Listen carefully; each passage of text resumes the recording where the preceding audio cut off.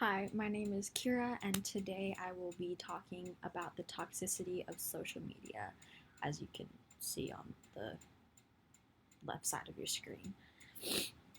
Social media has become such a huge part in our lives, and as it continues to grow and develop and create new apps, and it basically shapes how we view our world, and that is why I want to talk about it today.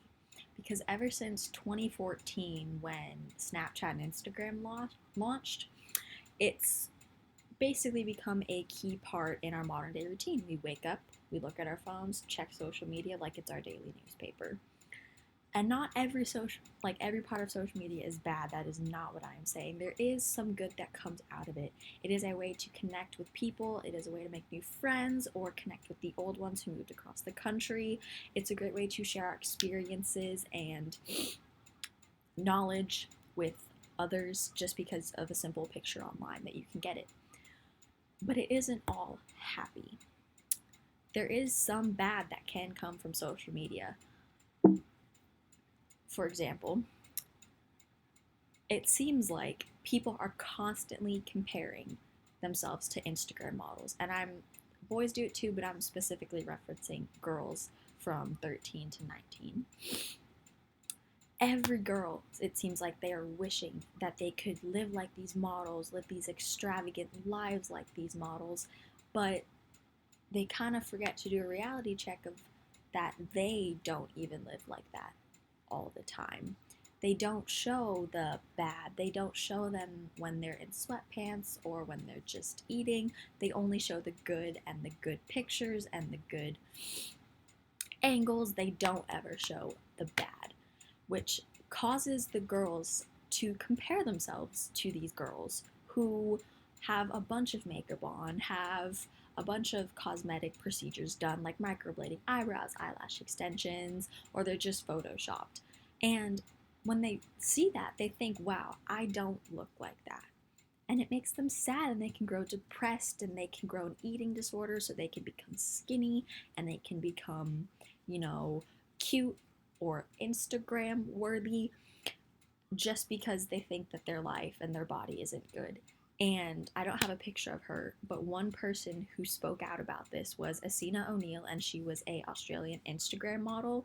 In 2016, I believe, she spoke about how toxic social media has become, and she talked about it because for her perfect Instagram picture, she wouldn't eat for a day, or she would Photoshop it for the max, or she would take like 1,000 pictures just to get one.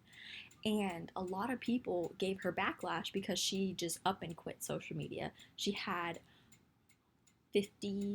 500,000 followers on Instagram, and she just up and quit. And everyone was giving her crap because she lived the perfect life and she had all the followers and everything. But if you really look at it, she was telling the truth, and people were giving her backlash because she was telling the truth, but nobody wanted to believe it.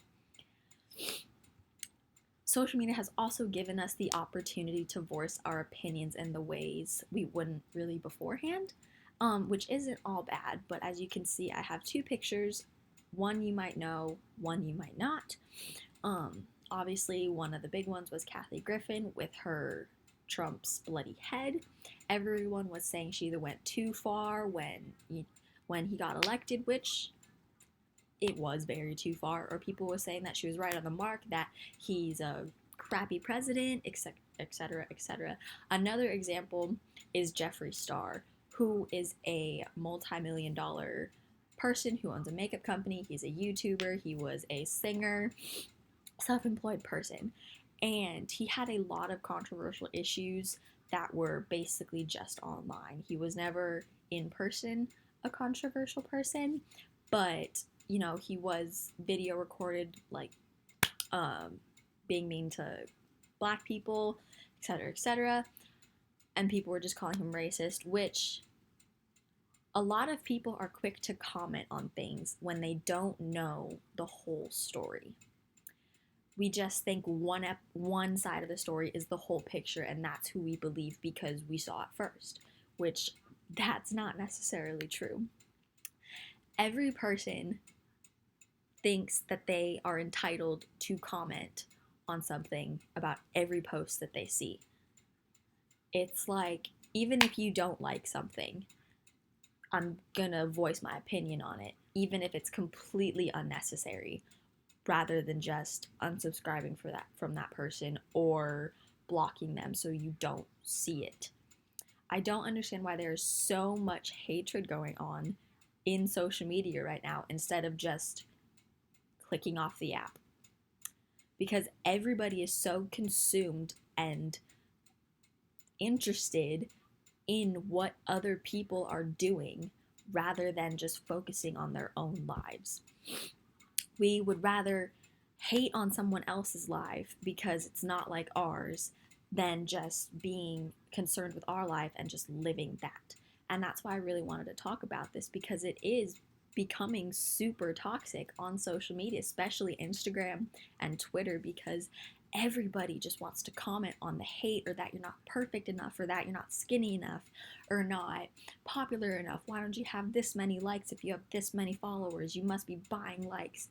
Stuff like that. And this is why I wanted to choose this topic, because it is a very, very, very controversial topic, because so many people don't think about it like this, and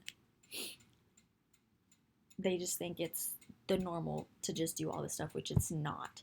And that's why I wanted to talk about this and inform you about it. Thank you for listening. I hope you have a good night.